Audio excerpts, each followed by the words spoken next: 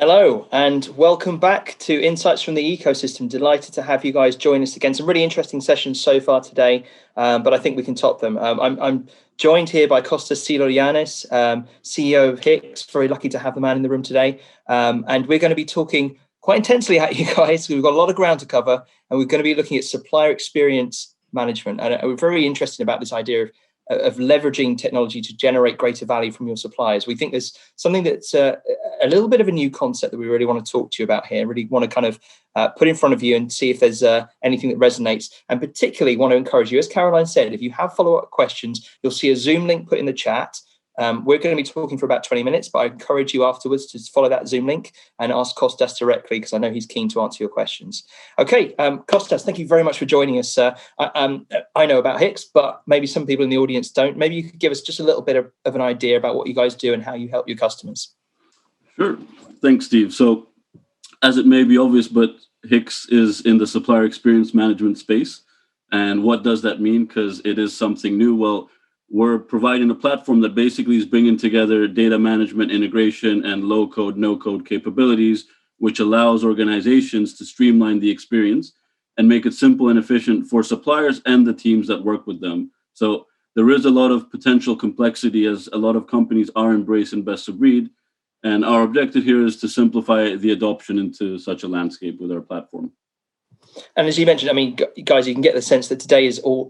This session is going to be all about thinking about how to manage that complexity and avoid it, and how can we handle that. And Costas highlighted on something quite interesting there around best of breed. So procurement leaders research that we've run this year talks about how organisations are how they're approaching best of breed technology, and there is a growing appetite there. Costas, I'm interested from your perspective. Is that something that you guys see, and why do you think there's that growing appetite for best of breed technology?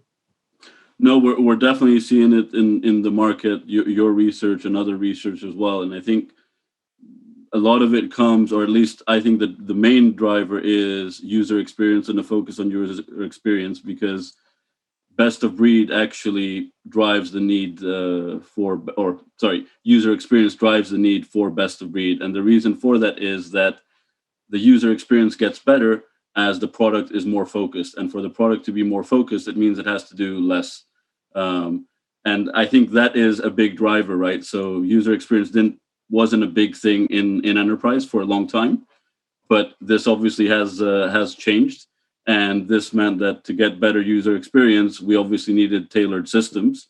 And why better user experience? Well, again, people have learned that better user experience actually means better adoption, compliance, and efficiency. So the lens of how enterprise was being looked at changed. And then there's been also with that, then the realization that the suites are not necessarily doing what they're doing from that angle. And a good example of how to look at it is ERP, in my mind, was kind of the first suite, right? And the promise 50 years ago, I'd say, with ERP was, hey, wouldn't it be great that we do everything in one solution and everything will be perfect if we do that? I think if you fast forward, the conclusion is that enterprise software is very, very vast, right? So many industries, so many different types of suppliers, so many use cases. It is not possible that one platform is going to do it well. Hence why you even ended up with procurement suites, because if the suite could do it, then you would have had SAP and Oracle, and you would have never had Ariba and Mtaurus and Coupa and Evalue, right? The reason they came along is because a suite wasn't doing that. And what we are seeing is people now no longer feel so strongly that a suite is solving this. Equally with that, they believed in a promise of data challenges would be resolved for us, right?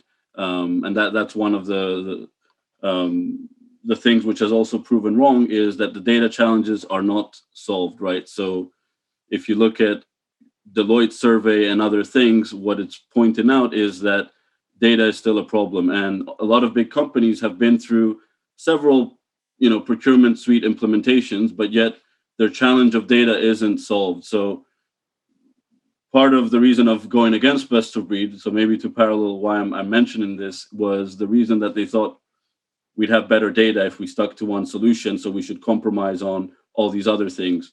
Reality is, well, we're not getting better data. So there isn't anything wrong with actually going for a best of breed approach if anyways the data challenge isn't solved. Then other elements which we can also bring into this is, supplier management is not a procurement thing, right? It's enterprise wide. Every function is going to be touching the supplier. So what this means again is you cannot have one solution, where before we thought it's very procurement focused. If you're going to look at end-to-end supplier management, again, you have a lot of different solutions which you're going to need. And the last point here is buyers today have a lot of choice, right? The barriers to entry have become pretty low with cloud, providers like Azure and AWS. It's pretty easy for new entrants to be coming into the space. So you do have a lot of choice. What may have been a pretty dry space, if you looked, 15 years ago with maybe 10 names, look at, all the different maps which DPW and ProcureTech and everyone is putting together of like the landscape. There's tons of solutions out there, right? So I think these user experience, the failed promises of history and the options which exist on the market is now making it possible, and people are embracing this best of breed concept. But let's provide that balance, because if it was that, you make a good case. If it was that simple, though, obviously this choice would be a very easy one and people would be making it. There are significant, well-documented advantages to taking a suite approach. Can we go through look at it through the other lens, and what are some of the challenges raised by best of breed that procurement and technology leaders within the organization have to consider? Yeah, so there are plenty of challenges, and it could be that many, back 20 years ago, this may not have been really an option. But I think when we're looking at it today, this is like old thinking, and we can easily disrupt this. But the main angle which most would come at it would be, integration, right? That is what comes to mind. I'm going to have a lot of systems. It's been very painful historically for large enterprises to connect and integrate systems, right? So people do have this stigma that interfaces are costly to maintain, and that's going to be a challenge for us. Now, I think some of the realizations, though, being made is that even though, yes, integration was a challenge, why was it a challenge, right? And people aren't looking at it in the correct way. Integration in itself is not a difficult thing, but the data was not flowing between the systems, and that was the main challenge. So you have to make the data flow.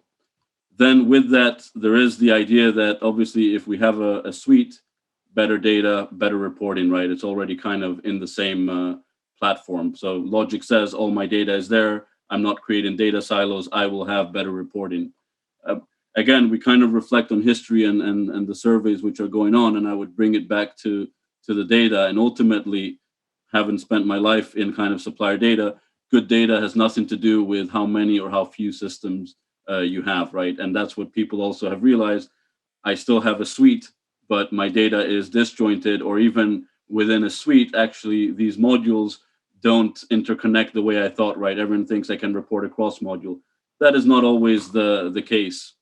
Another huge one for me is this corporate IT strategy, is the way I call it. So most corporate IT strategies have this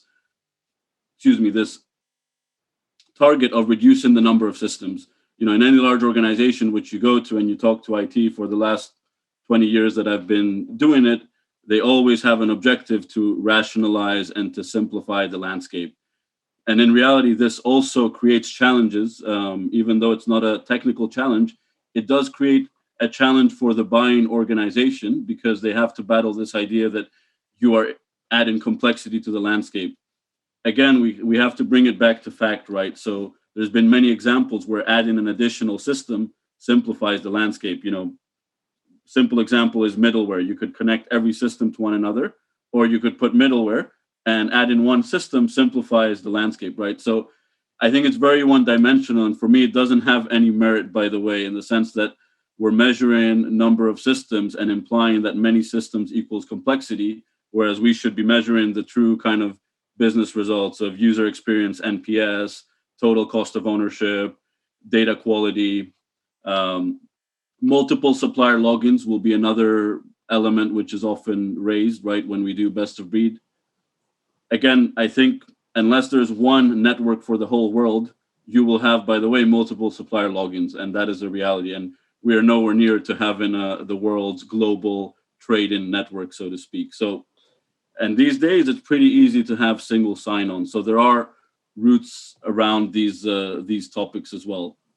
Well, that's where I want to press you. So we've kind of set up the problem a little bit in what we've been talking about, but let's get into what we see. You know, what is the answer? So, I mean, can you give us a bit of an idea of how you see organizations solving these problems? Procurement needs technology that's integrated. It's got to be adopted by suppliers and stakeholders. So what's the bit that's been missing, do you think? Well, I think, what's been missing is first of all, it is a change of mindset. So that goes, we kind of get that out there. But barring that this has been resolved, there's three areas we normally look at this, right? So firstly, you need to have a way to bring and consolidate data together. And it's just very important to be able to do that because you're going to set up the foundation. So you have to have a way to connect the dots, right? And that's how we break it down. We have a data layer is how we look at it. You have to connect the dots, and we have an experience layer. So the data layer means, how do I bring all my disparate systems together, and how do I create what we call an operational hierarchy? The problem with a lot of systems is they have different representations of the supplier, of a parent company, of a legal entity, of a location. These are detailed questions, but part of the challenge when companies try and bring this together, that's where they struggle and fail, right? A lot of projects get delayed on trying to bring data together. So having a capability to create this operational hierarchy is a must. Now, once you've done this, you have the second challenge in a large organization that data is changing all over the place, and you've spent all this effort. You don't want, your data, you need a way for it to stay good, but in an efficient way. And the way to do that actually is pretty straightforward in concept, sometimes difficult to implement, but you have to govern the data with processes and business processes with front-end users. And we sometimes say, you have to have a Wikipedia of supplier data and information management. So it can be very self-service, but you're equally controlling that. It's not happening in every system. And the main thing is also controlling the onboarding and onboarding once and then feeding it into all these different solutions. That is where actually all of this starts. If you get that right, you're in a good place. If you get it wrong, it's a big struggle. And that also means that's when you create the unique supplier, but also management of supplier users, right? You need to be able to provide a single sign-on for your suppliers across your systems, and the provisioning of that. So this will enable you to do that. And the third element is orchestration and content management. So this basically boils down to what we call low-code or no-code capability.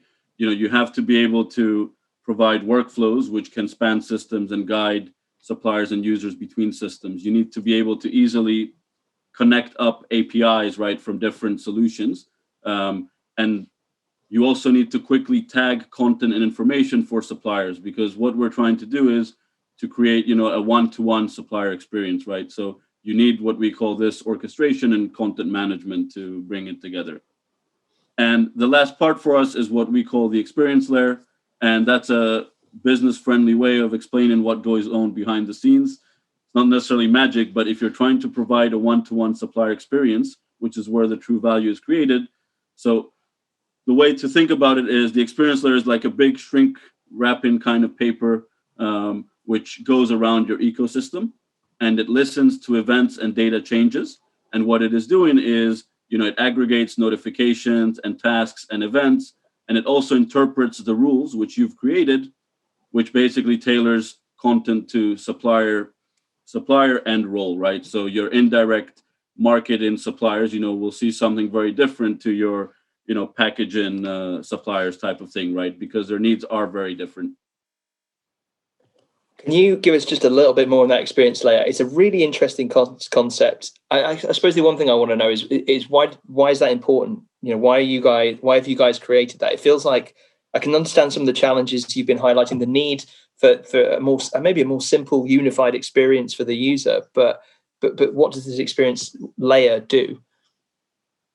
Well, the reason the experience layer came about, and it's more from market driven, was a lot of large organizations were coming up with the need for a meta portal, right? They didn't want to get rid of their best of breed systems. They need them, right? But they accepted that there is a challenge and an inefficiency which is created by not having this kind of unified view. So it was born out of, we need to aggregate, but we don't need to replace. And that was kind of the business problem we were trying to solve. And this is how this eventually came about. But the experience layer is the aggregation. You will not be able to do that if you don't have the foundation.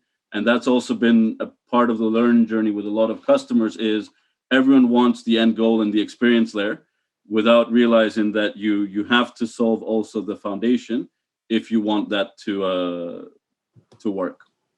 Okay, so then I know we're very short on time, so I'm going to ask the critical question. One of the critical questions at the end. A lot of people here who have been listening have been, will be saying, okay, I understand. Maybe I'm thinking about best of breed, or maybe I have a lot of best of breed, or vendors that I use.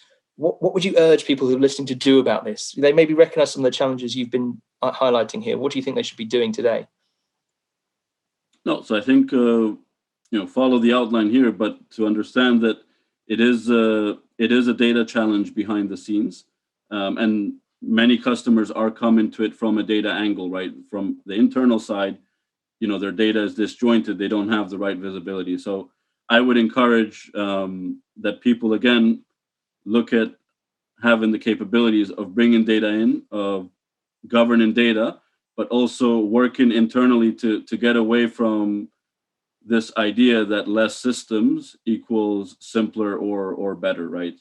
Integration and things have moved along so much that we don't have to be stuck with thinking about it like 20 years ago. You can look at in other domains like customer, take Salesforce. They don't do everything. They have a huge ecosystem where you can build your MarTech or sales tech stack. And our vision is you need to be able to build your procure or supply chain tech stack, right? And that is possible if you focus on your data. This is very much, in our opinion, a reality, and it's just following what's happened in other domains. That's it, isn't it? And a lot of the time we've seen procurement kind of adopting ideas and concepts from other domains. This is an example of how, if we're going to think about a tech stack, that they're going to have to solve some of those problems. Costas, it's been wonderful having you here. Thank you very much for taking the time to talk through with our audience some of the concepts and some of the challenges, and hopefully that's resonated with some of you out there. If you have further questions, I've been talking, some generalities with Costas, but maybe if you want to get underneath the topic or you have a specific question, the guys are going to be putting a Zoom link in the chat there. As soon as we've finished, we'll drop off. You're welcome to join that link. And Costas will be in there and you can ask him directly. But thank you very much again, Costas Xyloyiannis, CEO of HICX. Wonderful having you here. And I shall hand back to the studio. Thanks, Steve.